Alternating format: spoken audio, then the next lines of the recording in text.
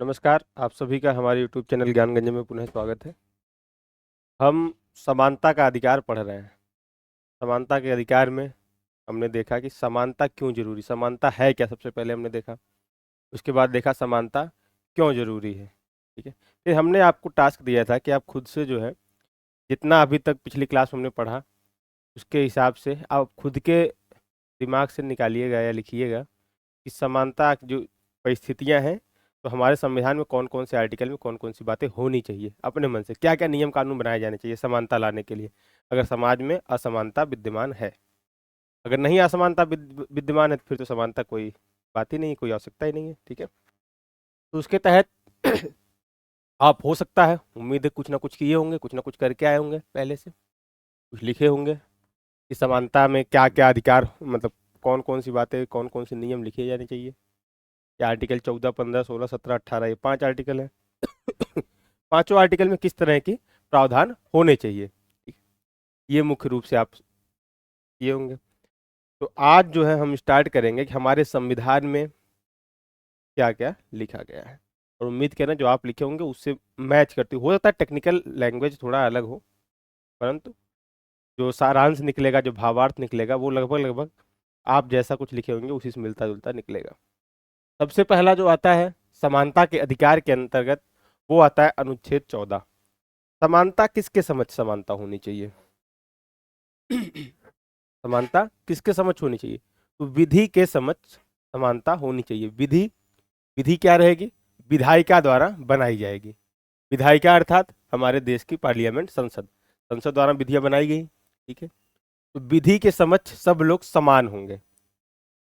Article 14 के हिसाब से क्या दिख रहा है? विधि के समझ समानता। कहीं ना कहीं ये रूल ऑफ लॉ की बात करता है। रूल ऑफ, विधि का शासन। ठीक है, ये विधि के शासन की बात कर रहा है।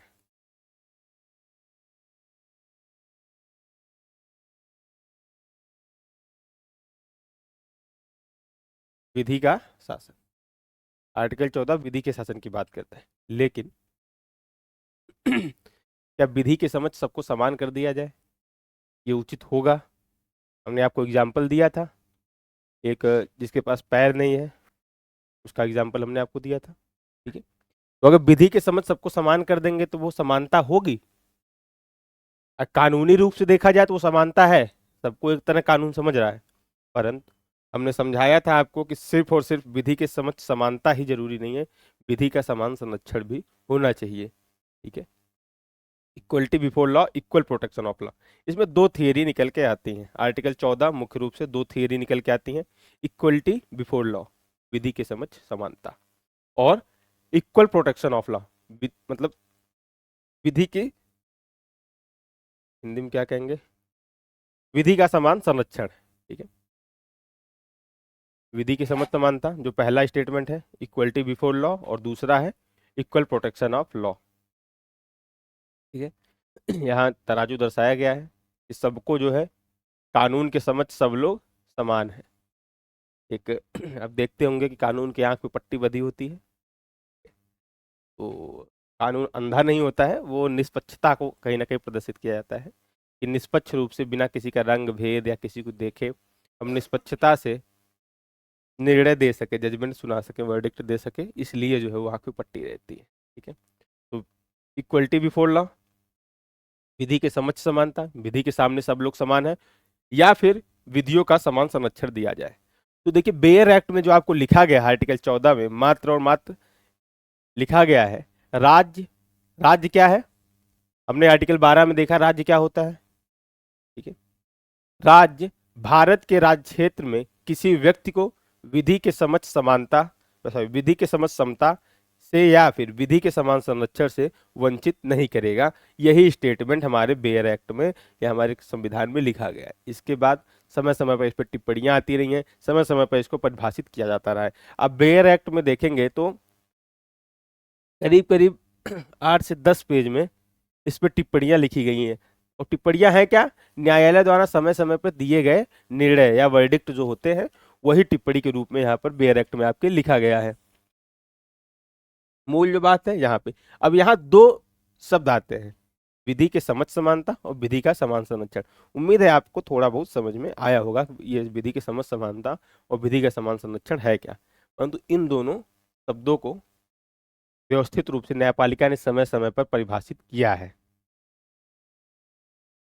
ठीक है, पहला तो हमने देख लिया क्या है, आर्टिकल 14 क्या कहता है, विधि के समझ समानता, और दूसरी बात आर्टिकल 14 के तहत ये विधियों के समान संरक्षण की बात कर रहा है। यह अधिकार नागरिकों और विदेशियों दोनों पर लागू होता है, चाहे वो भारत के नागरिक हो चाहे भारत के नागरिक ना हो, सब पर यह अधिकार लागू होगा।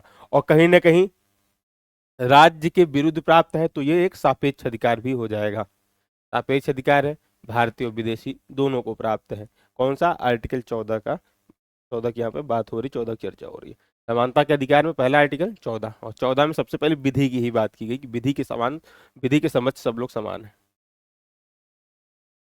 अब इसमें जो महत्वपूर्ण शब्द उपयोग किए गए, विधि के समझ समानता, इक्वलिटी बिफोर लॉ, यह ब्रिटिश अवधारणा है, मतलब ब्रिटेन के संविधान से ली गई है। हमारे संविधान में देखा जाए तो ब्रिटेन के संविधान में विधि के समझ समानता या इन दोनों को सामूहिक रूप से विधि का शासन, रूल ऑफ लॉ कहते हैं।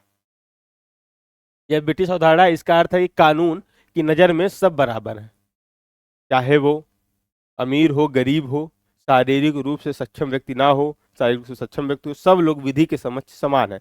और कहीं ना कहीं ये अवधारणा सही भी है। कहाँ कहाँ सही ये अवधारणा होगी, एक तो हमने आपको रेस का एग्जाम्पल दिया था कि दौड़ होती है, उसमें एक जो है जिसके पास पैर नहीं है ऐसा व्यक्ति और जिसके जो पूरी तरीके से स्वस्थ व्यक्ति है, दोनों के बीच में रेस होती है। तो वहां अगर समानता रही, वहां नियम ऐसे बनाए गए सबके लिए बराबर होंगे, तो वो कहीं ना कहीं असमानता, उनका जो मूल उद्देश्य रहेगा वो समानता नहीं रहेगा, असमानता क्रिएट कर देगा। ठीक है, परंतु अगर एक शारीरिक रूप से जो है सक्षम व्यक्ति नहीं है वो मर्डर करता है और एक शारीरिक रूप से सक्षम व्यक्ति मर्डर करता है, तो दोनों पे समान विधि लागू होनी चाहिए। ऐसा तो है नहीं कि शारीरिक रूप से आप सक्षम नहीं है तो आपको जो है समान विधि लागू नहीं होगी। हाँ, कुछ स्थिति में जैसे कोई बच्चा है, नाबालिग है, उसके लिए अलग अलग तरह के प्रावधान किए गए हैं। ठीक है, परंतु जो हीनियस क्राइम है उनके लिए कुछ एक जैसी विधियां होनी चाहिए। तो ऐसा नहीं कि विधि की समझ समता समाप्त कर दी जाए हमारे आर्टिकल से, ये भी होना जरूरी। कहाँ पर, यहाँ पे मान लीजिए दो लोग, एक जो है जिसके पास हाथ नहीं है उसने मर्डर कर दिया, एक हाथ नहीं है उसने जो है दूसरे हाथ से गोली मार दी, एक जो है शारीरिक रूप से स्वस्थ व्यक्ति भी जो है गोली मारता है। तो ऐसा नहीं है कि अगर कोई शारीरिक रूप से स्वस्थ नहीं है तो उसको जो है कम दंड दिया जाए, ऐसा नहीं होना चाहिए। या फिर देख लेते हैं कि अगर एक जो है प्रशासनिक पद पर बैठा कोई प्रतिष्ठित व्यक्ति, जैसे हम मान लेते हैं जिला कलेक्टर होते हैं, ठीक है, डिस्ट्रिक्ट मजिस्ट्रेट होते हैं, वो लोग वो कोई मर्डर करते हैं और आम जनता एक मर्डर करती है, तो ऐसी स्थिति में दोनों के ऊपर समान चार्ज लगनी चाहिए। बल्कि क्योंकि वो प्रशासनिक पद पर बैठे हुए व्यक्ति हैं तो उनके ऊपर ज़्यादा कार्रवाई होनी चाहिए। कुछ स्पेशल प्रोविजन कहीं कहीं किए भी गए हैं। चलिए वो सब चर्चा, उम्मीद है कि विधि के समझ क्षमता आपको समझ में आई होगी। ठीक है, कि विधि के समझ सब लोग बराबर हैं, कोई भी व्यक्ति चाहे वह अमीर हो या गरीब, अधिकारी हो या सामान्य नागरिक, कानून से ऊपर नहीं है। जो विधि बना दी गई, अगर बाई चांस कोई ऐसी विधि है जो दोनों में विभेद कर रही है तो अलग बात है। किसी विधि द्वारा ही हम दोनों में विभेद कर दें तो वो अलग बात है, लेकिन विधि अगर बनी है तो वो सबके लिए समान होगी, उसमें स्पष्ट रूप से लिखा होना चाहिए कि इनके लिए ऐसा व्यवहार नहीं किया जाएगा, तो वो हम असमानता वहां पर यूज कर सकते हैं। ठीक है, पहला स्टेटमेंट आपको समझ में आ गया, विधि की समझ समानता, तो ऐसा नहीं कि इसकी आवश्यकता ही नहीं है, ये भी रहना जरूरी है। विधियों का समान संरक्षण, अगर सिर्फ और सिर्फ ये बात लिख दी जाती तो क्या जो गरीब है और अमीर है दोनों में समानता स्थापित हम कर पाते? हमारा समानता के अधिकार का उद्देश्य क्या है? समाज में समानता स्थापित करना। ठीक है, यह अमेरिकी अवधारणा है, विधि का समान संरक्षण एक अमेरिकी अवधारणा है। इसका अर्थ है कि समान परिस्थितियों में रहने वाले लोगों के साथ समान व्यवहार किया जाना चाहिए, यानी अगर परिस्थितियां अलग हैं तो कानून में वर्गीकरण किया जा सकता है। अगर ये स्टेटमेंट ना होता, अगर हमारे जो है आर्टिकल 14 में यहाँ पर लिखा ना होता, तो क्या हम कोई ऐसा कानून बना सकते थे जो अमीरों के लिए अलग हो, गरीबों के लिए, या एससी एसटी या रिजर्वेशन जैसी चीजें ला सकते थे? नहीं ला सकते। तो कहीं ना कहीं आप देखेंगे रिजर्वेशन का मूल आधार आर्टिकल 14 का जो दूसरा शब्द है, दूसरा जो मीनिंग है, इससे निकलकर आता है कि विधि का समान संरक्षण। अब आता है रूल ऑफ लॉ, विधि का शासन होना चाहिए। विधि चाहे जो है समान हो, असमान हो, जैसी भी विधि हो, शासन विधि का ही होना चाहिए। परंतु न्यायपालिका ने कहा कि विधि विधि की एक सम्यक प्रक्रिया हम पढ़ेंगे आगे। तो विधि पूर्ण रूप से न्यायोचित होनी चाहिए, संविधान की मूल भावना के खिलाफ नहीं होनी चाहिए, ठीक है ना। ऐसा नहीं कि भेदभाव पूर्ण होनी चाहिए, राजनीतिक रूप से हम भेदभाव, अपनी राजनीतिक तुष्टि के लिए हम लोगों के साथ भेदभाव करें, ऐसी विधि नहीं होनी चाहिए। तो विधि का शासन होना चाहिए, लेकिन विधि भी कैसी होनी चाहिए, कल्याणकारी, या फिर हमारे संविधान की मूल भावना के अकॉर्डिंग ही विधि होनी चाहिए। सरकार कोई ऐसी विधि ना बना दे कि जो हमारे संविधान की मूल भावना का उल्लंघन करे। जब हम केशवानंद भारतीवाद विस्तार से जब पढ़ेंगे, वहां पे देखेंगे मूल ढांचा का सिद्धांत, कई बार चर्चा भी हो चुकी है। केशवानंद भारतीवाद में मूल ढांचा का सिद्धांत निकलकर सामने आया था। अब रूल ऑफ लॉ क्या है? प्रोफेसर एवी डायसी द्वारा दी गई यह अवधारणा का अर्थ है कि देश का शासन किसी व्यक्ति की इच्छा से नहीं बल्कि कानून से चलेगा। ऐसा नहीं कि जो है प्रधानमंत्री मोदी आए या फिर कोई आया, राष्ट्रपति आए और वो अपने हिसाब से कोई भी कानून बना दिए, ठीक है ना। अच्छा, प्रधानमंत्री हैं तब तो ठीक है, वो बना सकते हैं, या राष्ट्रपति हैं तो अध्यादेश जारी कर सकते हैं। एक सामान्य नागरिक के रूप में रामनाथ कोविंद आज राष्ट्रपति नहीं रह गए भारत के, परंतु वो चाहें तो कोई कानून बना दे, तो ऐसा नहीं हो सकता है। किसी व्यक्ति की इच्छा से कानून नहीं बनता है, बल्कि किसी व्यक्ति की इच्छा से नहीं बल्कि कानून चलेगा। और कानून भी कैसा होना चाहिए? न्यायोचित होना चाहिए, या संविधान की मूल भावना के तहत ही ऐसा कानून बना होना चाहिए। तो इसमें 3 स्टेटमेंट दिए गए हैं आर्टिकल 14 में। आर्टिकल 14 में बस इतनी बातें लिखी गई हैं। हमने यहाँ पे जो आपको बताया, इसके शब्दों को परिभाषित किया है, मूल रूप से तो यही है। परंतु इतना ही पढ़ लेना सफिशियंट नहीं होता है। जब हम एग्जाम में जाते हैं, सिर्फ आर्टिकल 14 में जो लिखा है वही, उसी से क्वेश्चन नहीं आता है। समय समय पर न्यायपालिका कुछ स्थितियों को क्लियर करती है, कुछ स्थितियों को परिभाषित करती है, और वो भी इंपॉर्टेंट हो जाता है जब आर्टिकल 14 का विस्तार अब हम देख रहे हैं कहीं ना कहीं।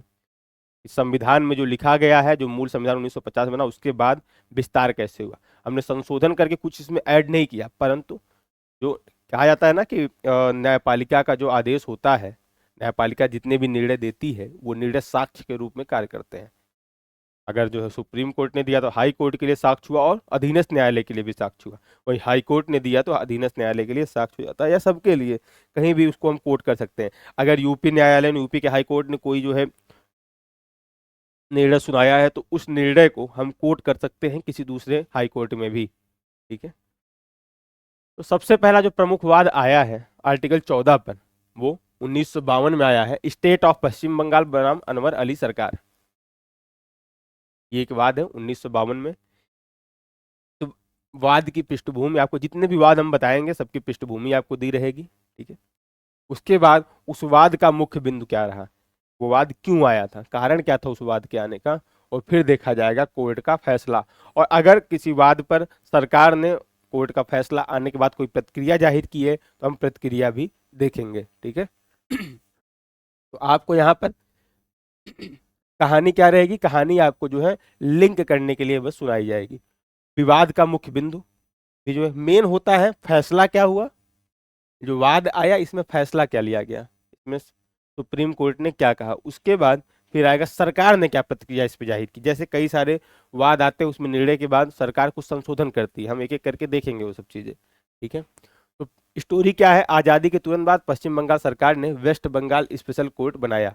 इसमें क्या किया गया कि पश्चिम बंगाल सरकार ने अपने हाथ में राइट ले लिया कि सरकार चाहे तो कोई स्पेशल कोर्ट बना सकती है, लेकिन वो स्पेशल कोर्ट किस लिए बनाएगी, कुछ अगर विशेष परिस्थितियां होती हैं, कुछ विशेष मामले आते हैं, उसके लिए बनाएंगी। परंतु जो विशेष मामले थे, उस शब्द को परिभाषित नहीं किया सरकार ने, उसको नहीं बताया कौन से विशेष मामले में वो जो है कानून बना सकती है। सरकार क्या करती है, और सरकार कहाँ की, पश्चिम बंगाल की सरकार, पूरे भारत सरकार की बात नहीं, पश्चिम बंगाल की सरकार क्या करती है, West Bengal special court act लाती है। इसके तहत क्या किया गया कि विशेष अदालतों की स्थापना की जाएगी। तो किसके लिए, कोई अपराधों की श्रेणी, या ऐसे कोई मामले जो बहुत ज्यादा इंपॉर्टेंट, को त्वरित कार्यवाही होने की जरूरत है, ऐसे मामलों के लिए स्पेशल कोर्ट गठित कर सकती है सरकार। अब कहीं ना कहीं ये विवाद का मुद्दा है कि वो जो विशेष परिस्थितियां हैं वो क्या रहेंगी, ये कौन तय करेगा। सरकार तो गठन कर दी स्पेशल कोर्ट का, लेकिन विशेष परिस्थितियां क्या रहेंगी। ये विवाद का मुद्दा बना। अनवर अली और अन्य आरोपियों पर हत्या और डकैती का आरोप था। अनवर अली और अन्य आरोपियों पर हत्या और डकैती का आरोप था। उनका मामला विशेष अदालत में भेजा गया। उन्होंने चुनौती दी कि हमारे साथ भेदभाव क्यों? अन्य हत्या के आरोपियों को समान अदालत में लंबी प्रक्रिया और अपील का पूरा मौका मिल रहा है, पर हमें अपील का पूरा मौका नहीं मिल रहा है। ऐसी स्थिति में जब सुप्रीम, फिर उसके बाद कोर्ट ने उस मामले को संज्ञान में लिया और फिर अपना निर्णय सुनाया। सुप्रीम कोर्ट ने कहा कि सरकार ने यह स्पष्ट नहीं किया कि किन आधारों पर मामलों को विशेष अदालत में भेजा जाएगा। कौन से आधार रहेंगे जिसके आधार पर तय किया जाए कि ये मामला विशेष अदालत में जाने योग्य है और ये मामला विशेष अदालत में जाने योग्य नहीं है। तो कहीं ना कहीं इस वजह से अस्पष्टता नहीं थी। सुप्रीम कोर्ट ने इस निर्णय को असंवैधानिक घोषित कर दिया। इसका पूरा सारांश यही है, आप पढ़िएगा। ये स्टेटमेंट, ये पूरा जो है आपको पीपीटी इसीलिए दी जा रही है कि आप इसको पढ़िएगा। एक एक लाइन टू लाइन पढ़ना भी उतना सही नहीं रहेगा क्लास में, ठीक है। ईपी रायप्पा बनाम तमिलनाडु राज्य, ठीक है। 1974 में ये वाद आया है। ईपी रायप्पा भारतीय प्रशासनिक सेवा अधिकारी थे, मतलब आईएएस थे। उनको क्या किया गया कि बिना कारण बताए उनके पद से किसी ऐसे पद पर ट्रांसफर कर दिया गया जिसकी गरिमा पूर्व पद से कम थी। मान लीजिए वो कहीं सचिव रहे हो, ठीक है, कहीं ना कहीं एक तरीके डिमोशन कर दिया जाए। हम जो है मान लीजिए कि बैट बॉल खेल रहे हैं और ओपनर हैं केएल राहुल की तरह, और उनको कभी 5वें नंबर भेजा जा रहा है, कभी 6वें नंबर भेजा जा रहा है। तो ऐसा तो इनको टीम से निकाल दिया गया, ठीक है, परंतु उनको 5वें 6वें नंबर पर भेज दिया गया। तो ऐसे ही किया गया जो है तमिलनाडु सरकार द्वारा। तमिलनाडु राज्य की जो सरकार थी उसमें क्या किया गया, इनको जो है अपने पद से अपेक्षाकृत कम प्रभावी पद पर ट्रांसफर हस्तांतरित कर दिया गया। तो इसके लिए उन्होंने कहा कि ये पद प्रतिष्ठा और अधिकारों में गिरावट है। जो अधिकारी थे, आईएएस अधिकारी थे ईपी रायप्पा, वो कहीं ना कहीं इससे जो है प्रभावित हुए और इससे जो है ऑफेंड हुए, और ऑफेंड होकर उन्होंने कहा ये हमारी जो है गरिमा के खिलाफ है और मनमानापूर्ण पक्षपातपूर्ण ये भेदभाव किया गया सरकार के द्वारा। ये फिर इस पर जो है सुप्रीम कोर्ट अपना निर्णय देती है। अब जो ये मामला था इसमें क्या बातें निकल कर आ रही हैं वो समझते हैं। मुख्य संवैधानिक विभाग यह था कि क्या राज्य का ऐसा प्रशासनिक निर्णय जो दिखने में वैध हो। कहीं ना कहीं सरकार जिसको चाहे उसको किसी भी पद पर हस्तांतरित कर सकती है, उसका अधिकार है। और आर्टिकल, ये विधि के अनुसार ही हुआ है।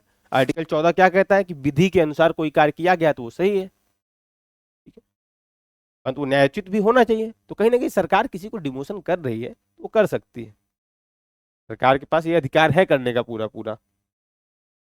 तो ऐसा कोई निर्णय सरकार ले सकती है क्या जो वैध, वास्तव में दिखता तो वैध है, परंतु अनुच्छेद 14 का उल्लंघन कर रहा है कुछ स्थितियों में, किसान यहाँ पे जो है न्यायपूर्ण तरीके से किया गया कि नहीं हस्तांतरण, कहीं राजनीतिक इच्छाओं की पूर्ति के लिए तो यह हस्तांतरण नहीं हुआ है। तो ऐसी स्थिति में फिर कोर्ट ने अपना फैसला सुनाया।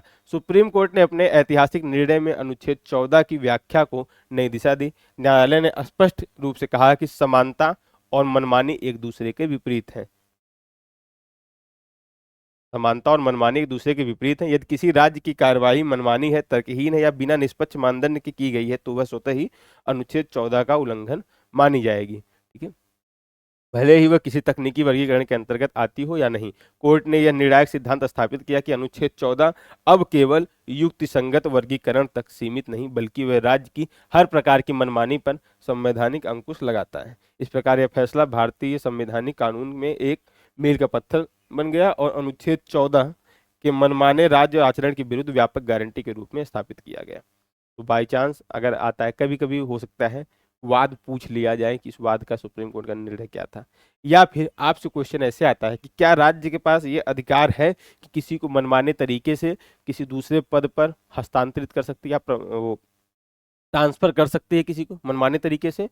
तो ऐसा नहीं है, ठीक है ना। और ये कहाँ से क्लियर होता है, क्या आर्टिकल 14 में ऐसा लिखा गया है? नहीं, ये क्लियर होता है हमारा ईपी रायप्पा बनाम तमिलनाडु राज्यवाद 1974 से ये क्लियर होता है। तो यहाँ पे वाद में जो निर्णय आते हैं ये निर्णय ही मेन आधार बनते हैं, ठीक है। आने वाले समय में जब भी जो है इस तरह के क्वेश्चन अगर पूछ लिए जाते हैं कि राज्य मनमानी कर सकता है कि नहीं कर सकता है, या राज्य मनमानी नहीं कर सकता, ये किस वाद में कहा गया तो उसके लिए भी आप वाद का नाम पता होना चाहिए आपको।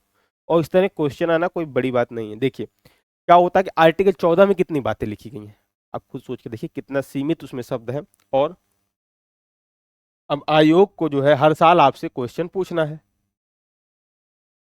ठीक है। आयोग को आर्टिकल 14, 15 मतलब समानता के अधिकार से मान लीजिए कि एक क्वेश्चन पूछना है, या मौलिक अधिकार से दो क्वेश्चन के आसपास हर साल लगभग यूपीएससी जैसे एग्जाम, पीसी जैसे एग्जाम में तीन तीन क्वेश्चन आ जाते हैं, 3 क्वेश्चन 4 क्वेश्चन भी आ जाते हैं कभी कभी, ठीक है। अब आयोग को क्वेश्चन पूछना है अधिकार से। आयोग पिछले सालों में इतने क्वेश्चन पूछ चुकी है कि उसको क्वेश्चनों की संख्या कम पड़ गई। अभी इस टॉपिक से क्वेश्चन तो हम पूछ चुके हैं, क्या ज्यादा क्या कर सकती है, सिर्फ लैंग्वेज की फेरबदल कर सकती है। जो पीवाईक्यू जैसा सेक्शन हम करवा रहे हैं, या पीवाईक्यू क्यों इंपॉर्टेंट हो जाता है, खास करके प्री एग्जाम के लिए पीवाईक्यू इसलिए बहुत ज्यादा इंपॉर्टेंट है कि वहां पर लिमिटेड नॉलेज है, मतलब लिमिटेड चीजें हमारे संविधान द्वारा दी गई हैं। आर्टिकल 14 में बहुत डिटेल, बहुत सारी बातें थोड़ी की गई हैं। जितना आर्टिकल 14 में लिखा गया बस उतना ही पढ़ के कितना मिनट लगेगा आपको पढ़ने में, और उसको याद करने में, समझने में कितना मिनट लगेगा। उसकी परिभाषा, उसको समय समय पर कैसे जो है परिभाषित किया गया, ये सब भी बातें पढ़ना आवश्यक होता है। तो अब मान लीजिए आयोग ने आर्टिकल 14 ये डिसाइड कर लिया कि हम हर साल एक क्वेश्चन आर्टिकल 14 से पूछेंगे, कितने क्वेश्चन बना सकती है, आप खुद सोच कर देखिए। बाई चांस आयोग ने ऐसा डिसाइड, जैसे ये तो डिसाइड है, ये मौलिक अधिकार से 2 से 3 क्वेश्चन आएंगे आएंगे, तो मौलिक अधिकार भी सीमित है ना, उसमें इंफॉर्मेशन भी सीमित है। ज्यादा से ज्यादा दो तरीके हैं, एक तो फिर उसके और डीप में घुसे, वाद तक जाए। दूसरा तरीका है कि लैंग्वेज को चेंज कर दे। इसीलिए पीवाईक्यू जो होते हैं वो एग्जाम से पहले एक बार रिवाइज किया, लोग कहते हैं अरे प्रीवियस ईयर में पूछ दिया गया, क्या पढ़ने की जरूरत है, दोबारा वही थोड़ी पूछेगा। ऐसा नहीं है, बस लगभग लगभग क्वेश्चन उसी के इर्द गिर्द घूमते हैं, जैसा क्वेश्चन पूछा था उसी के। आप एक काम करिए कि भाग नंबर 1 और भाग नंबर 2 पे आप अच्छे से पढ़ चुके हैं, खुद क्वेश्चन बना के देखिएगा आप कितने क्वेश्चन बना सकते हैं।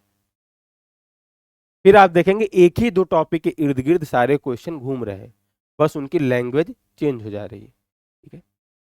इस वजह से या तो वो लैंग्वेज चेंज करेगा, या तो और डीप में जाएगा। तो डीप में जाएगा तो उसके लिए आपको तैयार होने की जरूरत है। जैसे अब अगर लैंग्वेज घुमा देगा कि क्या राज्य मनमानी कर सकती है, या फिर राज्य मनमानी नहीं कर सकती है,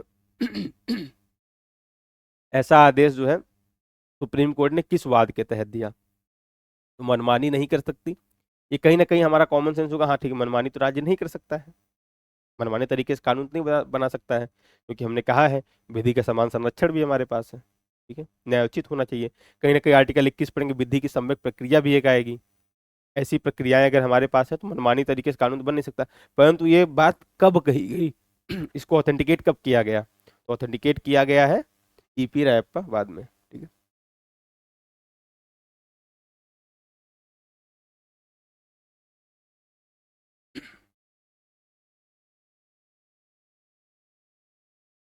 देखिए फिर हम बता रहे हैं आपको कि हमारी क्लास सिर्फ और सिर्फ एग्जाम ओरिएंटेड नहीं चल रही है, डीप चल रही है। एक भी पॉइंट आर्टिकल 14 से नहीं छूटेगा, ये हम पूरी कोशिश कर रहे हैं।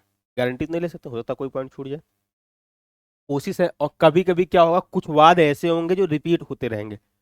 विशाखावाद आप देखेंगे, आने वाले समय में विशाखावाद हम पढ़ेंगे। विशाखावाद आप देखेंगे कि आर्टिकल 15-16 में भी मिलेगा, 14 में भी कुछ उसकी चर्चा होगी, फिर 21 में चर्चा होगी। तो ऐसे विशाखावाद कई जगह छोटे छोटे टुकड़ों में आता जाएगा। तो कुछ वाद कई बार रिपीट होंगे, और रिपीट जब जब होंगे फिर हम उसको जो डिटेल में वैसे ही पढ़ेंगे। होता क्या है कि एक विशाखावाद है तो हम एक जगह बस पढ़े होते हैं आर्टिकल 14, और एग्जाम में आता है, कहीं ना कहीं हमारे दिमाग में क्लिक रहता है कि आर्टिकल 14 संबंधित, आर्टिकल 14 संबंधित, उसमें कुछ बातें आती हैं, हम उसी तरीके से रिलेट करते हैं। कई जगह पढ़े रहेंगे तो आपको पता होगा इसको कई जगह इसकी चर्चा की गई है। आंसर राइटिंग में भी इसका जो है बहुत ज़्यादा योगदान होता है ऐसे पढ़ने पर। और फिर बाद में आएंगी आपकी क्लासें जो है यूपीएससी के लिए अलग से क्लासें लाई जाएंगी, या फिर एसएससी के लिए अलग से क्लासें लाई जाएंगी। इतना डिटेल में आपको एसएससी में पढ़ने की जरूरत नहीं है, इसमें कुछ बातें ऐसी रहेंगी जिसको लिमिटेड कर दिया जाएगा। यूपीएससी से एग्जाम के लिए जब पढ़ेंगे तो इसमें कुछ बातें ऐसी रहेंगी जिनको लिमिटेड करके बस लैंग्वेज चेंज कर दिया जाएगा, टफ बनाया जाएगा लैंग्वेज को। अब अगला वाद है मेनका गांधी बनाम भारत संघवाद। ये आपको आर्टिकल 21 में फिर मिलेगा, रिपीट होगा। अब मेनका गांधीवाद था क्या, मेनका गांधी संजय गांधी, इनको देखिए इंग्लिश में जब आप देखेंगे मनेका गांधी लिखा होगा।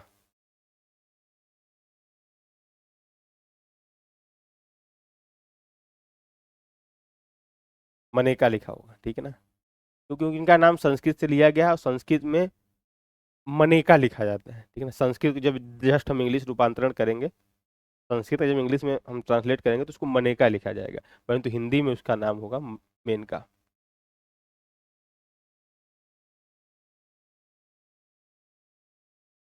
ठीक है। संजय गांधी की पत्नी थी, ये एक पत्रकार भी थी, हाल समय में बहुत चर्चित पत्रकार थी। संजय गांधी कौन है आपको पता होगा। संजय गांधी जो है इंदिरा गांधी के दो पुत्र हुए, राजीव गांधी और संजय गांधी, ठीक है। तो राजीव गांधी की पत्नी जो है ये है अपनी सोनिया गांधी, और जो है संजय गांधी की पत्नी मेनका गांधी, या मनिका गांधी भी इंग्लिश में लिखा होता है, ठीक है ना। इमरजेंसी के ठीक बाद का समय है। उस समय जो है ये एक पत्रकार थी, विदेश जाना चाह रही थी, परंतु उसमें जनता सरकार थी, अपने यहाँ शासन कर रही थी 1978 के आसपास, ठीक। जनता दल की जब सरकार थी उन्होंने इनको जो है रोक लिया एयरपोर्ट पर। इसके तहत पासपोर्ट एक्ट धारा 10(3)(c) के तहत, आप इतना मत रटिए कि कौन सी धारा थी पासपोर्ट एक्ट, इनको एयरपोर्ट पर रोक रोक लिया गया और हवाला दिया गया कि हम जो है क्या कर रहे हैं, जनहित में ऐसा कर रहे हैं, पब्लिक इंटरेस्ट के लिए हम ऐसा कार्य कर रहे हैं, ठीक है। सरकार ने कुछ नहीं बताया, कोई उचित कारण नहीं दिया हम क्यों इनको रोक लिए, बस कहते जनहित में ऐसा कर रहे हैं। तो ऐसे जनहित में करके आपको भी कभी जेल में डाल दे सरकार, ठीक है। तो जनहित में ऐसा कर रही थी। अब ये तर्क दिया गया, ये बात जब आया सामने सुप्रीम कोर्ट के, तो कहा गया क्या सरकार के पास ये अधिकार है कि किसी को, या फिर मेनका गांधी ने तर्क दिया कि उन्हें अपनी बात रखने का मौका भी नहीं दिया गया। तो प्रिंसिपल ऑफ नेचुरल जस्टिस, प्राकृतिक न्याय के सिद्धांत के खिलाफ है ये कहीं ना कहीं। हमको अपनी बात रखने का मौका दिया जाना चाहिए, या सरकार के पास क्या इतना जो है शक्ति है कि वो किसी को भी बिना बात सुने ही जेल में डाल दे। हाँ, कुछ कानून जब मिलिट्री लॉ होता है उस समय जो है होती है ऐसी चीजें, परंतु सामान्य परिस्थिति में ऐसा नहीं कर सकती सरकार, ठीक है। कोर्ट ने इस पर फैसला दिया। कोर्ट ने एक ऐतिहासिक बात कही, कानून केवल प्रक्रियात्मक रूप से सही नहीं होना चाहिए बल्कि उचित और मनमाना रहित होना चाहिए। अब यहाँ पर मनमाना तो हम पहले भी देख लिए, लेकिन उचित प्रक्रिया होनी चाहिए, ठीक है। कोर्ट ने स्पष्ट किया कि अनुच्छेद 14 मनमानेपन का कट्टर दुश्मन है। यदि सरकार कोई भी निर्णय लेती है तो उसके पीछे ठोस और तार्किक कारण देना अनिवार्य हो जाएगा। एयर इंडिया बनाम नरगिस मिर्जावाद, इनका वाद ये था कि अब पुरुष और महिला दोनों अगर जो है समान पद पर अगर प्रतिष्ठित हैं, ठीक है, मान लीजिए एयरपोर्ट में जो है दोनों पायलट हैं या जो एयर होस्टेस हैं, दोनों के दोनों के साथ भेदभाव किया जाना चाहिए। समान पद पर है, सब कुछ समान का, उनके सैलरी कम होनी चाहिए, उनको जल्दी रिटायरमेंट देनी चाहिए, ऐसा कुछ करना चाहिए, तो कहीं ना कहीं ये भेदभाव है। ऐसा ही एक केस आता है एयर इंडिया बनाम नरगिस मिर्जावाद, ठीक है। और इसकी पृष्ठभूमि का, तो उस समय एयर इंडिया और इंडियन एयरलाइंस ने सेवा नियम महिला कर्मचारियों के लिए प्रति बहुत सख्त और भेदभावपूर्ण थे। क्या भेदभावपूर्ण थे ये देखते, महिलाओं के लिए क्या क्या नियम थे, सबसे पहले ये देखें, फिर आप खुद समझिए ये नियम न्यायोचित है कि नहीं, या संविधान की मूल भावना, संविधान का जो आदर्श है। संविधान का आदर्श हम कहाँ देखते हैं, प्रस्तावना में देखते हैं। संविधान के आदर्श के खिलाफ तो नहीं है। तो क्या उस समय प्रावधान था एयर हॉस्टेस, जो महिला एयर हॉस्टेस थी उनके महिला कर्मचारियों के प्रति क्या था। एक एयर हॉस्टेस को 35 वर्ष की आयु में सेवानिवृत्त होना पड़ता था, जबकि पुरुषों की आयु कितनी थी, 58 वर्ष पुरुषों की थी, 58 वर्ष पुरुषों की थी, और महिलाओं की 35 वर्ष आयु थी। क्या ये सही है।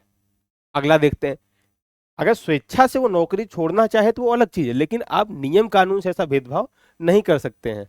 यदि वह नौकरी लगने के 4 साल के भीतर शादी करती है तो उसे नौकरी छोड़नी होगी, समझे।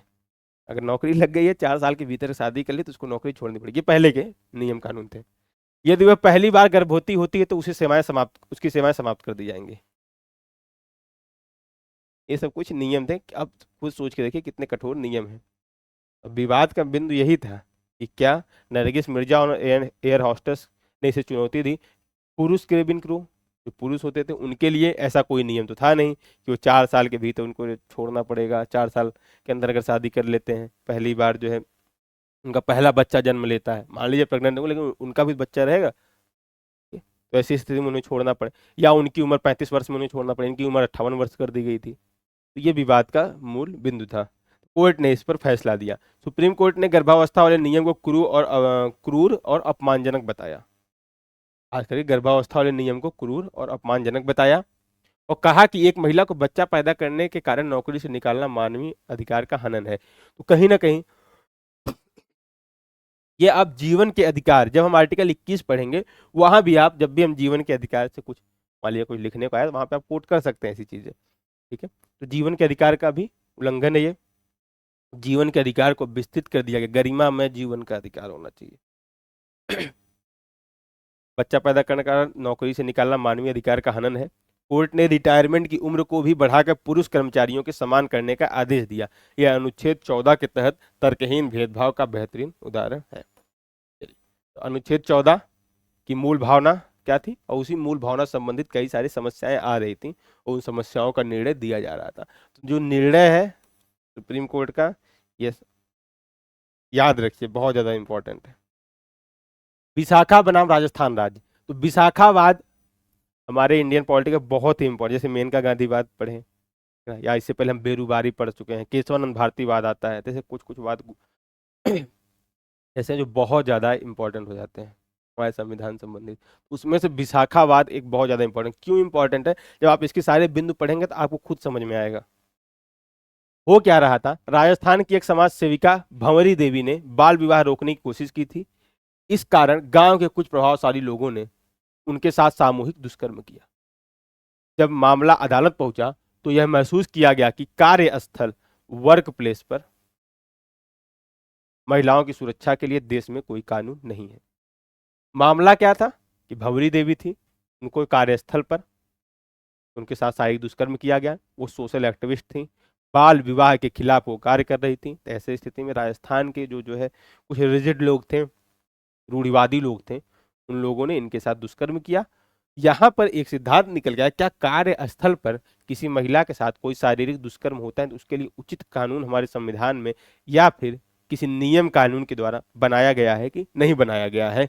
विवाद का मुख्य बिंदु यह था, क्या कानून के अभाव में महिलाओं को उनके हाल पर छोड़ दिया जाए, क्या यह अनुच्छेद 14 समानता और अनुच्छेद 21 गरिमा के साथ जीवन जीने का उल्लंघन नहीं है। यह स्थिति वहां पर डेवलप हुई।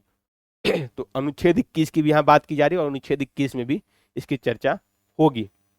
इतने विस्तार से हम विशाखा गाइडलाइन क्या है वो सब चीजें नहीं समझेंगे, परंतु इसकी चर्चा वहां पर फिर से आपको की जाएगी। अब इस पर कोर्ट ने फैसला दिया। सुप्रीम कोर्ट ने अंतर्राष्ट्रीय कानून का हवाला देते हुए विशाखा गाइडलाइन जारी की। विशाखा गाइडलाइन कई वर्षों तक चली है, करीब करीब ये चली है 14-15 वर्षों तक। उसके बाद सरकार ने इसके पे कानून लाया है, इसके पहले सरकार कानून नहीं लाई थी। तो विशाखा गाइडलाइन सुप्रीम कोर्ट ने जारी की, और कोर्ट ने कहा कि जब तक संसद कानून नहीं बनाती तब तक ये गाइडलाइन कानूनी मानी जाएगी। मतलब जब तक संसद कोई कानून नहीं बना देती कार्यस्थल पर दुष्कर्म से संबंधित, तब तक विशाखा गाइडलाइन ही कार्यस्थल पर दुष्कर्म से संबंधित गाइडलाइन या कानून होगा। इसमें जो बातें रहेंगी उसके आधार पर अगर उसका उल्लंघन करता है कोई तो दंड का भागीदार होगा।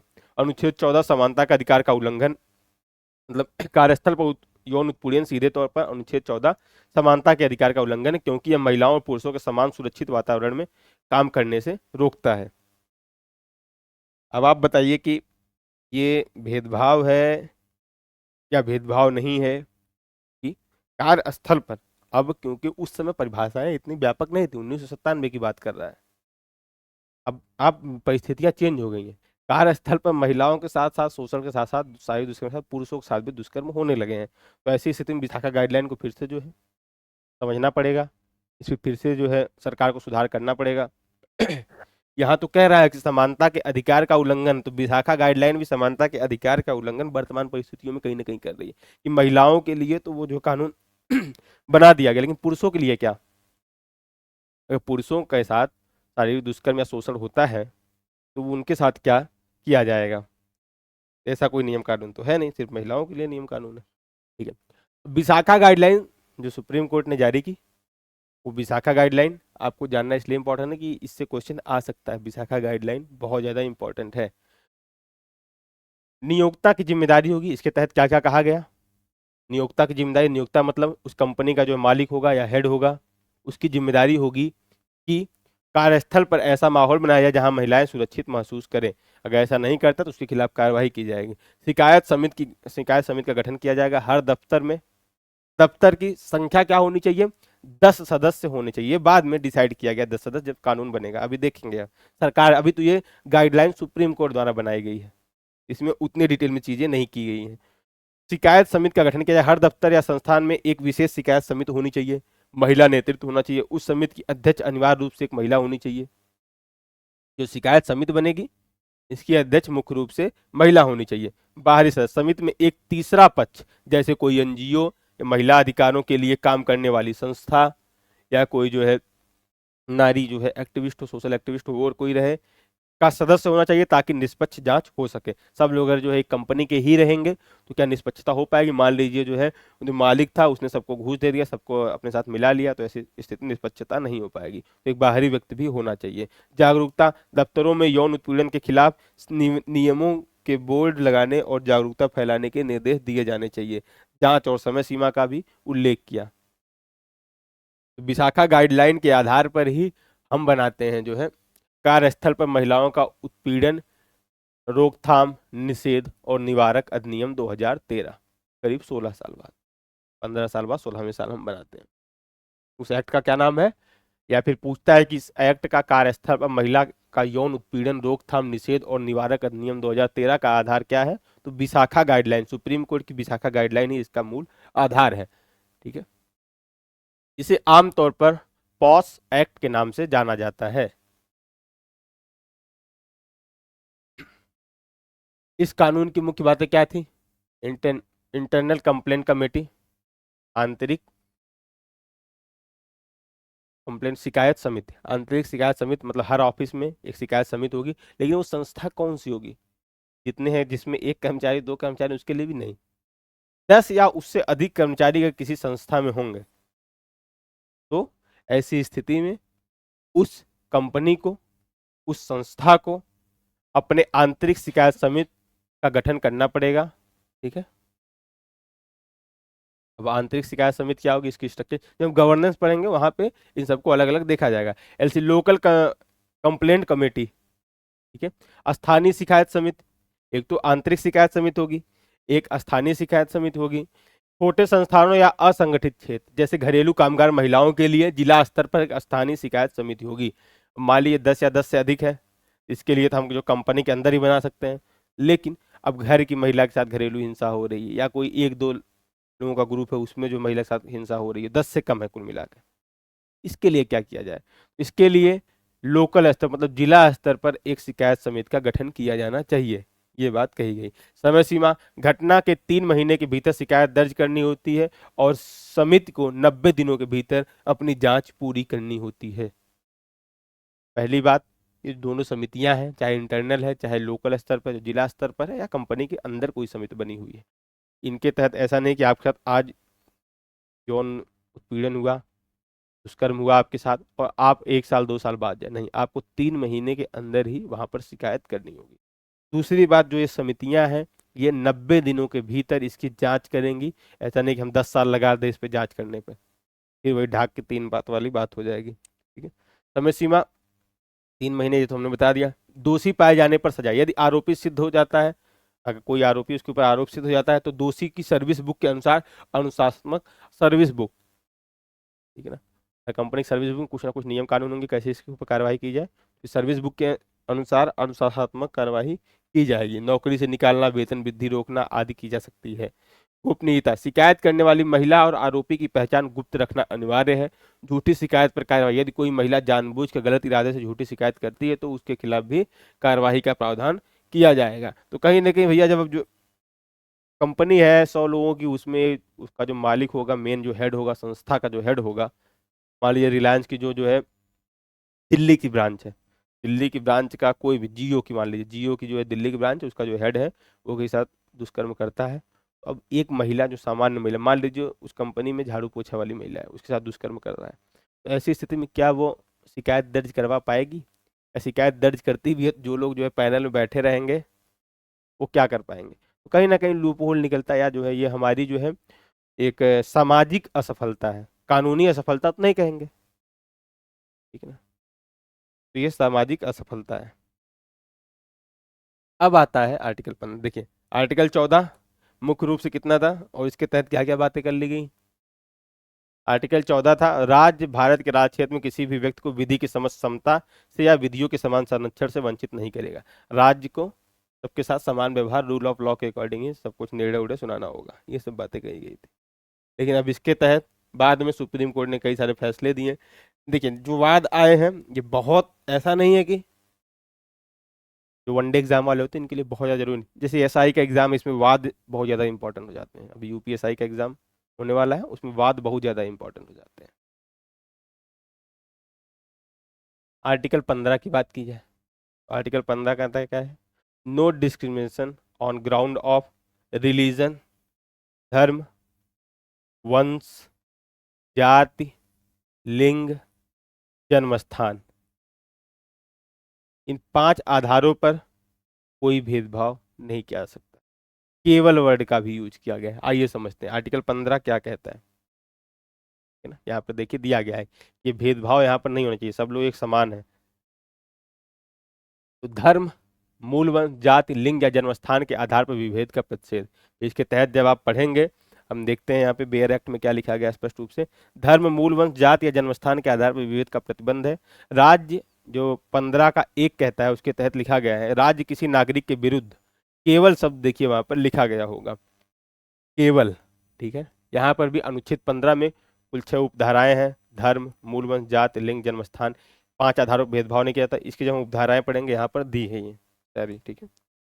6 उपधाराओं में क्या क्या किया गया है, लेकिन इसकी मूल भावना यह है कि राज्य किसी भी नागरिक के साथ केवल इन 5 आधारों पर भेदभाव नहीं करेगा। ये आर्टिकल 15(1) की बात कर रहा है। आर्टिकल 15(1) कहता है कि राज्य केवल धर्म, कोई किस धर्म से है इस आधार पर विभेद नहीं होना चाहिए, मूल वंश क्या है, उसका रेस क्या है, उसके आधार पर विभेद नहीं होना चाहिए, जात क्या है, कास्ट क्या है, इसके आधार पर विभेद नहीं होना चाहिए, लिंग क्या है, महिला है, पुरुष है, ट्रांसजेंडर क्या है, उसके आधार पर विभेद नहीं होना चाहिए। और विभेद किसमें, नियम कानूनों में, जो विधियां बना रही है या कोई सामाजिक योजनाएं ला रही तो उसमें विभेद ना करे। लक्षित अगर कोई सामाजिक योजना है तो उसके लिए अलग बात है, कानूनी रूप से अगर लिखा गया है तो कानून के आधार पर विभेद कर सकती है।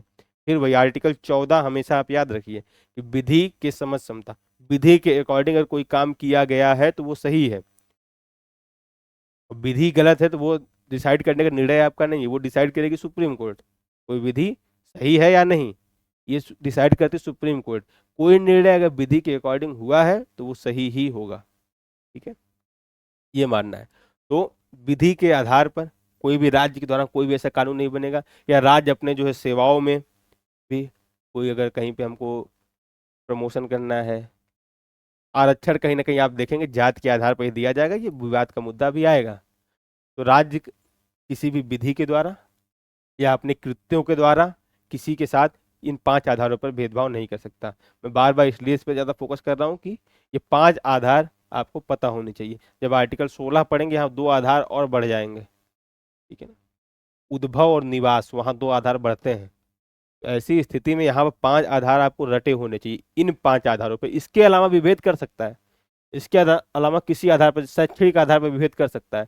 आप जो है क्लास 8 के हैं और सरकार ने कहा कि नहीं ग्रेजुएशन वाले यूपीएससी का एग्जाम एसएससी सीजीएल दे सकते हैं, तो भेदभाव कर सकता है, वो शैक्षणिक भेदभाव है, उसमें कोई दिक्कत नहीं है, ठीक है।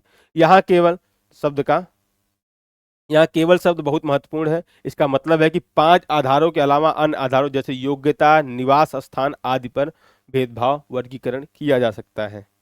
तो निवास स्थान के आधार पर भी, अब मान लीजिए जो होता है कि यूपी की कई सारी पोस्ट ऐसी निकलती हैं कि बाहरी कोई स्टेट का यहाँ पर आके एग्जाम नहीं दे पाता है, या उनके लिए सीमित सीटें होती हैं, वो जनरल कास्ट में काउंट किए जाएंगे। ऐसी कुछ परिस्थितियां होती हैं, अगर ये केवल वर्ड ना यहाँ पर होता तो ऐसा नहीं हो पाता, ठीक है। अब आर्टिकल 15 के कई सारे सब क्लॉज हैं और सब क्लॉज में देख लेते हैं क्या क्या लिखा गया है। 15(1) में क्या लिखा गया है, राज्य को आदेश है कि वह किसी भी नागरिक के साथ केवल धर्म, केवल वर्ड आप ध्यान रखिए, केवल धर्म, मूल वंश, जात, लिंग या जन्मस्थान के आधार पर विभेद नहीं, भेदभाव नहीं करेगा। 15(2) क्या कहता है, 15 एक तो हमने देख लिया अच्छे से। 15 तो यह नागरिकों को अधिकार देता है कि उन्हें दुकानों दुकानों सार्वजनिक होटलों, कुओं, तालाबों, सड़कों के उपयोग से नहीं रोका जाएगा। व्यक्ति को किन आधारों पर दुकानों, सार्वजनिक होटलों, कुओं, तालाबों और सड़कों के उपयोग से नहीं रोका जाएगा? ये छुआछूत जैसी कुरीतियों को खत्म करने के लिए किया गया था। अब यहाँ पर समझने की जो बात है, 15(1) में स्पष्ट रूप से राज्य लिखा गया है। राज्य क्या है? आर्टिकल 12 के अकॉर्डिंग आप समझ लीजिए कि राज्य क्या है। आर्टिकल 12 आपको पढ़ाया गया है।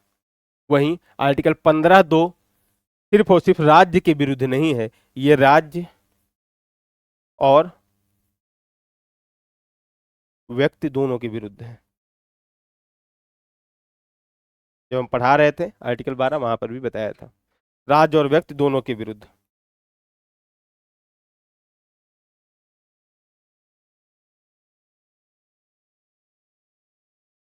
कोई व्यक्ति भी एक प्राइवेट संस्था के खिलाफ भी है, प्राइवेट संस्था के विरुद्ध भी है, क्योंकि प्राइवेट संस्थाएं राज्य के तहत नहीं आती हैं। प्राइवेट संस्था राज्य, व्यक्ति या फिर आप लिख लीजिए निजी संस्था। प्राइवेट को निजी संस्था कहते हैं।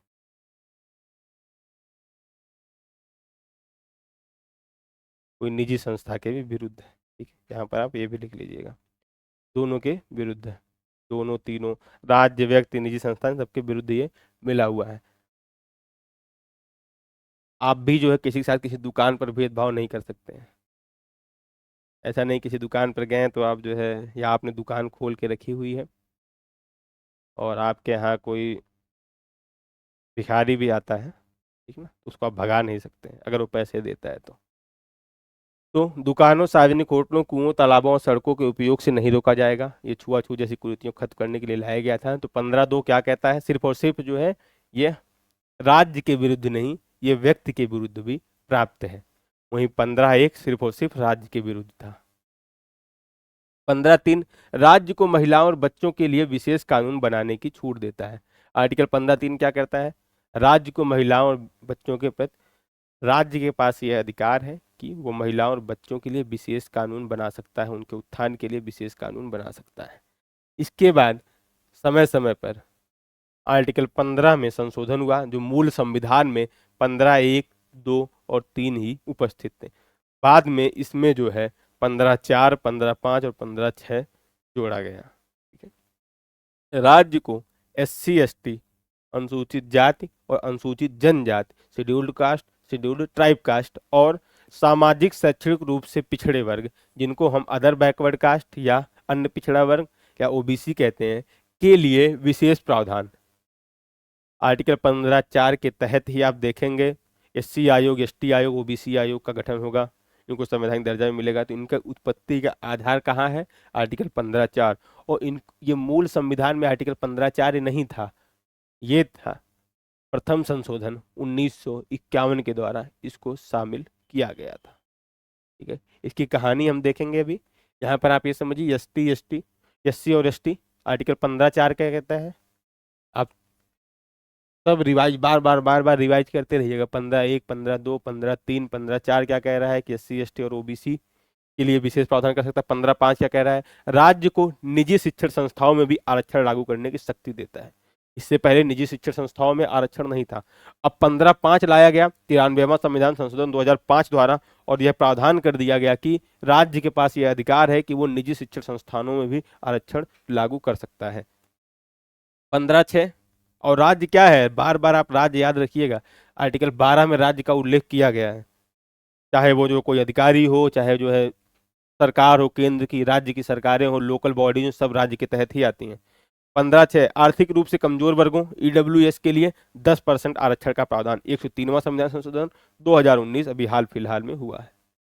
EWS, उसके पहले हमने क्या देखा? 15(5) जोड़ा गया है, वो प्राइवेट संस्थानों में आरक्षण। 15(4) जोड़ा गया है, SC, ST, OBC के लिए जो है विशेष प्रावधान राज्य कर सकती है। ये 4 प्रावधान बाद में जोड़े गए हैं, अलग अलग संशोधन के माध्यम से जोड़े गए हैं। संशोधन आपको पता होना चाहिए, ठीक है। और इनका उद्देश्य क्या है?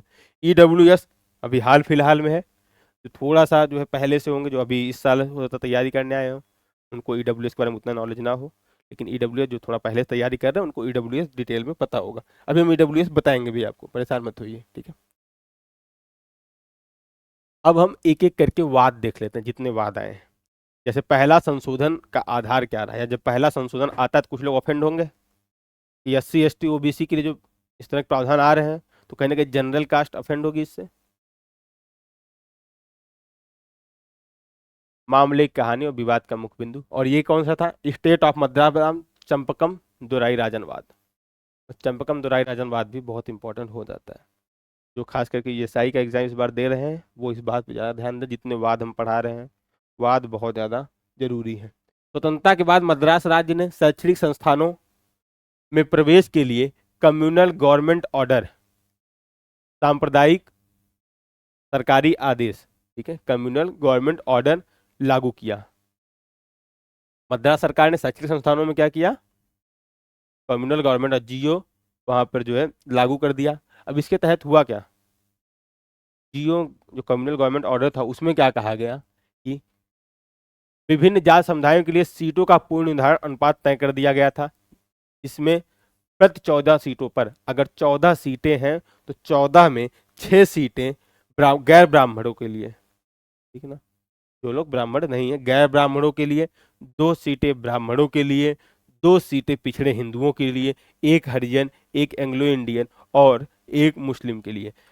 14 सीटों में, ठीक है ना, 14 सीट में 6 सीटें गैर ब्राह्मण, 2 ब्राह्मण, 2 हिंदू, 1 हरिजन, 1 एंग्लो इंडियन, 1 मुस्लिम के लिए व्यवस्था कर दी गई। ये मद्रास गवर्नमेंट ने ऐसा प्रावधान कर दिया।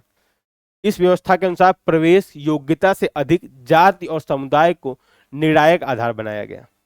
या आपके पास योग्यता कुछ भी हो, आप इस कास्ट से आते हैं तो आपके लिए आरक्षण अलग से दिया गया है, ठीक है। चंपकम दुराई राजन नामक अभ्यर्थी को पर्याप्त योग्यता होने के बाद, तो चंपकम दुराई राजन एक अभ्यर्थी था, ये भी समझिए आप, चंपकम दुराई राजन एक अभ्यर्थी को पर्याप्त योग्यता होने के बावजूद भी केवल इसलिए प्रवेश नहीं मिला क्योंकि उसने या क्योंकि उनके समुदाय के लिए निर्धारित कोटा पहले से ही भर चुका था। अब इसका कोटा पहले से भर चुका है तो इसको यहाँ पे एडमिशन नहीं मिला, हालांकि ये योग्य था उसके, ठीक है। उन्होंने इस आदेश को अनुच्छेद 14 और अनुच्छेद 15(1) का उल्लंघन बताते हुए, ठीक है, समानता का अधिकार, आर्टिकल 14 का उल्लंघन कैसे हुआ, विधि के समझ समानता, विधि के समझ समानता का उल्लंघन हुआ है। यहाँ पर विधि जो है असमानता क्रिएट कर रही है समाज में। और 15(4) क्या कह, 15(1) क्या कहता है, धर्म जाति के आधार पर भेदभाव का निषेध करता है। तो हम क्या किए हैं, यहाँ पर धर्म और जाति की ही बात किए हैं कि ब्राह्मण समुदाय है, यहाँ जाति है, यहाँ पर मुस्लिम एक धर्म है, तो हम धर्म और जाति के आधार पर भेदभाव यहाँ कर रहे हैं। इस आधार पर ही जाते हैं कोर्ट में, और कहीं ना कहीं इनका जाना उस समय के हिसाब से सही था, उनको जो लगा। मुख्य संवैधानिक विवाद यह था कि क्या राज्य सामाजिक न्याय के नाम पर सीधे जाति आधारित आरक्षण लागू कर सकता है, क्योंकि वही अभी हाल फिलहाल में ही 15(4) ऐड किया गया था, ठीक है, 15(4) ऐड किया गया था, उसी के एवज में ये मान लीजिए केस आया हुआ था। तत्कालीन परिस्थितियों में लोगों को नहीं पता था कि आरक्षण कैसे कार्य करेगा, कैसे कार्य करेगा, उसी आधार पर यहाँ पर है। मुख्य संवैधानिक विवाद यह था कि क्या राज्य सामाजिक न्याय के नाम पर सीधी जाति आधारित आरक्षण लागू कर सकता है यदि वह मौलिक अधिकारों से टकराता हो। कोई ऐसा आरक्षण है जो मौलिक अधिकार से टकरा रहा है, और मौलिक अधिकार कौन कौन से यहाँ टकरा रहा है, आर्टिकल 14 और 15(1) से यहाँ पे क्लैश हो रहा है। तो ऐसी स्थिति में राज्य के पास ये अधिकार है कि नहीं है, ये मूल विवाद का बिंदु था। और दूसरा एक और विवाद था, क्या नीति निर्देशक तत्व मौलिक अधिकारों से ऊपर हो सकते हैं। ये जो क्वेश्चन बन रहे हैं यहाँ पर, सीधे सीधे यहाँ पर आपसे एग्जाम में भी ऐसे हूबहू पूछ सकता है कि क्या राज्य सामाजिक न्याय के नाम पर सीधे जाति आधारित आरक्षण लागू कर सकता है यदि वो मौलिक अधिकारों से टकराता हो।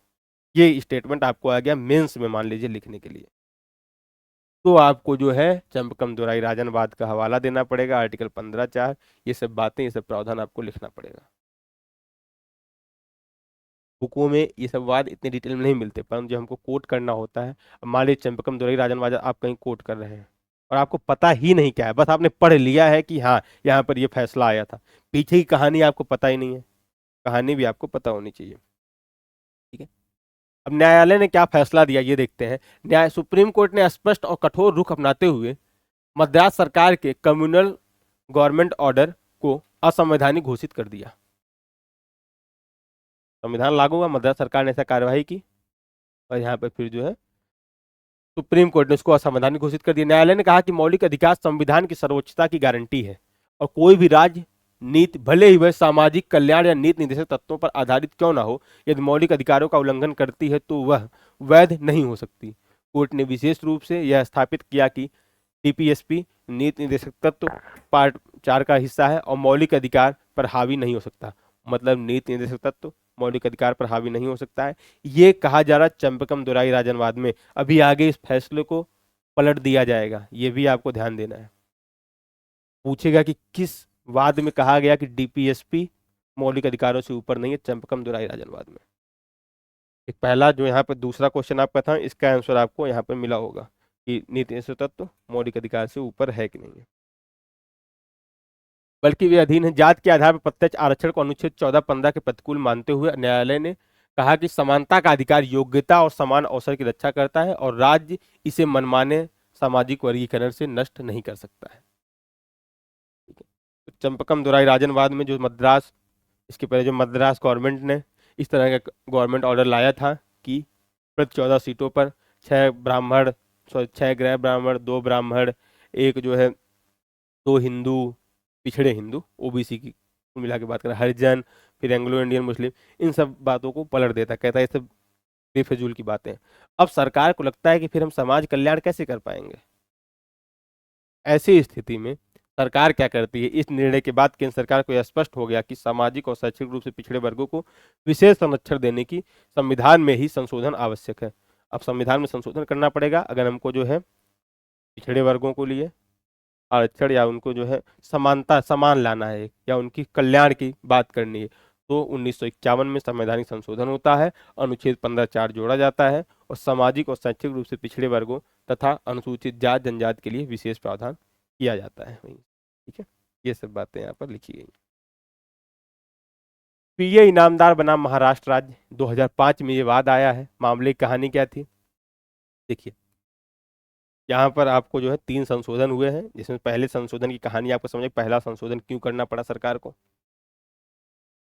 समाज कल्याण करने के लिए, समाज में समानता स्थापित करने के लिए, जो विधि का समान संरक्षण जैसा स्टेटमेंट आर्टिकल 14 में दिया गया, उसकी पूर्ति करने के लिए।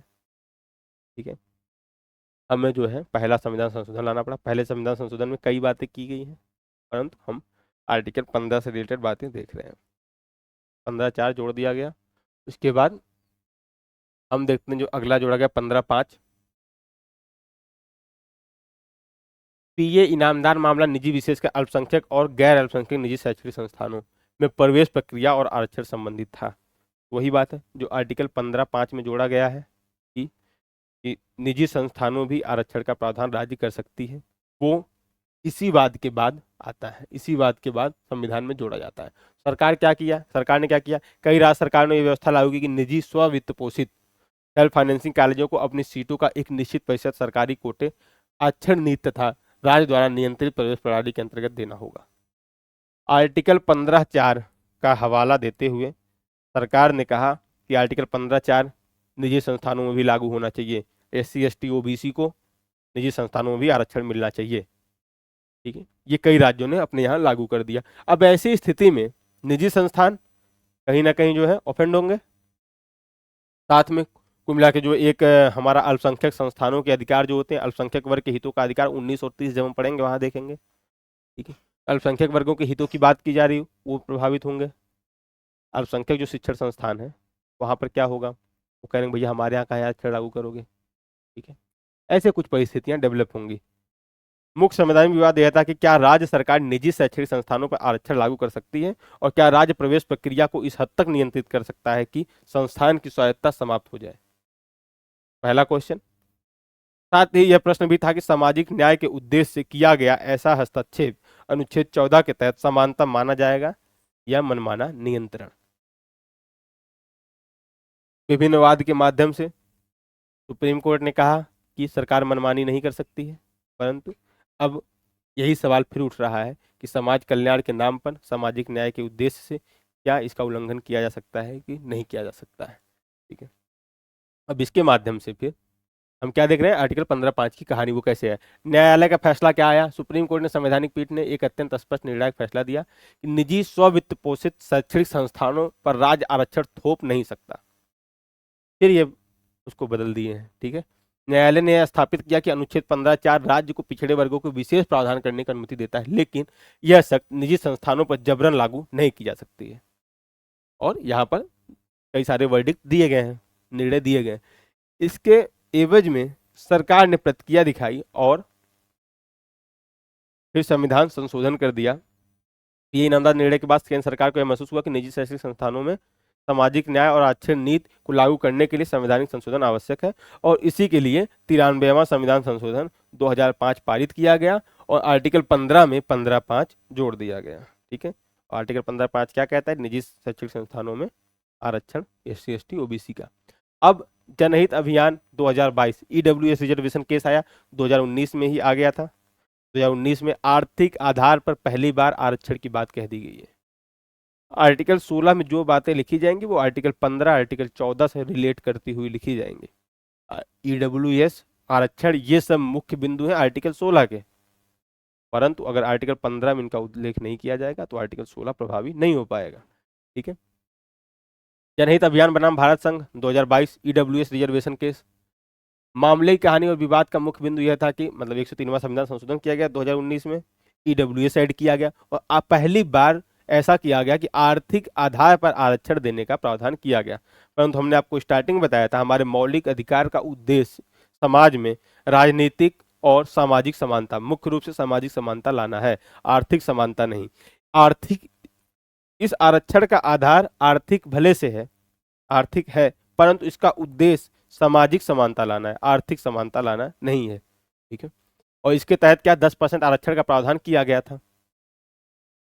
ठीक है, अब सवाल ये उठा कि जो पहले से निर्धारित किया गया है कि SC ST OBC को 50% आरक्षण दिया जाएगा या कभी भी वो SC ST OBC का आरक्षण की सीमा 50% से ऊपर नहीं जाएगी।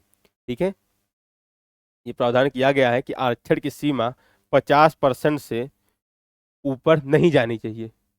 कुछ विशेष स्थितियों में, जैसे शारीरिक रूप से अक्षम व्यक्ति, ठीक है ना, इनके लिए हम कुछ अलग से आरक्षण, जैसे 4% आरक्षण की बात की गई है, ये हम इसका उल्लंघन कर सकते हैं, परंतु SC ST OBC जातिगत आधारित आरक्षण के लिए हम 50% का उल्लंघन नहीं कर सकते। इस 50% में भी लगभग लगभग जो केंद्र, आप देखिए केंद्र सरकार के आधार पर है, वो 27% OBC के लिए आरक्षण है, 27% OBC के लिए आरक्षण है, 7.5% ST के लिए आरक्षण है, और SC के लिए करीब करीब आपका यहाँ पर 15% आरक्षण हो जाता है। करीब ये जो है आपका 15 नहीं, 27 हाँ ठीक है, 49.5% आरक्षण, लगभग लगभग 50 के आसपास ये जाता है आरक्षण। ठीक है, तो ये आरक्षण का प्रावधान किया गया। तो ऐसे में EWS जब लागू हुआ, EWS जब आया 103वें संविधान संशोधन द्वारा, तब सवाल मुद्दा ये उठा कि जो 10% आरक्षण है क्या वो 50% की सीमा का उल्लंघन कर सकता है। तो यहाँ पर सिद्धांत आता है कि हाँ, वो 10% अलग से हम प्रोवाइड करवा सकते हैं, और 50% की सीमा कोई विधि या संविधान द्वारा नहीं है, ये सरकार द्वारा बनाई गई है। मुख्य संवैधानिक विवाद यह था कि क्या केवल आर्थिक आधार पर आरक्षण देना संविधान की मूल संरचना के विरुद्ध है, और क्या सामाजिक रूप से पिछड़े वर्गों EWS के से बाहर रखना समानता के सिद्धांत का उल्लंघन है। साथ ही यह प्रश्न भी उठा कि क्या 50% आरक्षण की सीमा को पार करना असंवैधानिक माना जाएगा। ठीक है ना, ये कुछ सीमाएं तय थी। न्यायालय का फैसला आया, सुप्रीम कोर्ट की 5 न्यायाधीशों की संवैधानिक पीठ ने 3-2 के बहुमत से 103वें संविधान संशोधन को संवैधानिक करार दिया, और बहुमत का मत था कि आर्थिक आधार पर आरक्षण देना अपने आप में असंवैधानिक नहीं है, क्योंकि इसकी मूल भावना क्या है, सामाजिक समानता लाना, आधार भले से आर्थिक है, और यह समानता के अधिकार का उल्लंघन नहीं करता। न्यायालय ने यह भी कहा कि समानता का अर्थ केवल सामाजिक और शैक्षणिक पिछड़ेपन तक सीमित नहीं है, बल्कि आर्थिक कमजोरी भी वास्तविक असमानता का एक वैध आधार हो सकती है। ठीक है ना, आधार है, उद्देश्य तो नहीं है ना। ठीक, वैध आधार हो सकती है। कोर्ट ने स्पष्ट किया कि SC ST OBC को EWS के बाहर रखना भेदभाव नहीं है, क्योंकि वे पहले से ही अन्य असंवैधानिक, क्यों EWS के बाहर रखना जो है असंवैधानिक भेदभाव नहीं है। अभी आर्टिकल 16 पढ़ेंगे, सारी चीजें क्लियर हो जाएंगी। साथ ही बहुमत ने माना कि 50% की सीमा कोई कठोर संवैधानिक नियम नहीं है। तो 50% की सीमा है, कोई कठोर संवैधानिक नियम नहीं है, बल्कि एक न्यायिक सिद्धांत है जिसमें असाधारण परिस्थितियों में अपवाद संभव है। हालांकि अल्पमत ने यह मत व्यक्त किया कि केवल आर्थिक आधार पर आरक्षण और सामाजिक रूप से पिछड़े वर्गों का बहिष्कार समानता की मूल अवधारणा को कमजोर करता है। ठीक है, ये रहा आपका आर्टिकल 15। तो आर्टिकल 15 में ये जो वाद आए हैं, ये वाद सिर्फ हम आपको इसलिए बताएं कि जो तीन आर्टिकल बाद में जोड़े गए, 15, 4, 5 और 6, इनका आधार क्या रहा है, इनको जोड़ते समय क्या क्या समस्याएं क्रिएट हुई, क्या क्या विवाद के मुद्दे उठे हैं। और मूल जो हमारे संविधान में 3 आर्टिकल थे, 15, 1, 2, 3। पहला क्या कहता है, केवल धर्म, मूल वंश, जाति, लिंग, जन्म स्थान के आधार पर भेदभाव नहीं किया जा सकता। वही 15.2 क्या कहता है, दुकानों, सार्वजनिक होटलों, कुओं, तालाबों और सड़कों के उपयोग से रोका नहीं जाएगा किसी को भी। ठीक है ना, किसी को भी नहीं रोका जाएगा। ये व्यक्ति के खिलाफ और राज्य के खिलाफ दोनों प्राप्त है 15.2। ये भी बात आप ध्यान रखिए। 15.3 क्या कहता है, महिलाओं और बच्चों के उत्थान के लिए राज्य विशेष कानून बना सकता है। 15.5 क्या कहता है, SC ST OBC के लिए राज्य कानून बना सकता है उनके कल्याण के लिए। 15.5 क्या कहता है, निजी शैक्षणिक संस्थानों में आरक्षण की बात करता है। और 15.6 कहता है EWS आर्थिक रूप से कमजोर वर्गों के लिए आरक्षण। ठीक है, अभी इसमें जो हमने बस 2 आर्टिकल पढ़ा, और 2 आर्टिकल में जो मूल रूप से बहुत ज़्यादा डिटेल नहीं है, डिटेल हमने इसलिए पढ़ा है वाद देखने के लिए, जो समय समय पर वाद आते रहे। ठीक है, चलिए अब अगली क्लास में हम देखेंगे आर्टिकल 16। उससे पहले हम EWS के बारे में भी चर्चा करेंगे, EWS आपको अच्छे से समझाएंगे EWS क्या होता है, फिर आर्टिकल 16 की आपसे चर्चा की जाएगी। धन्यवाद, मिलते हैं अगली क्लास में।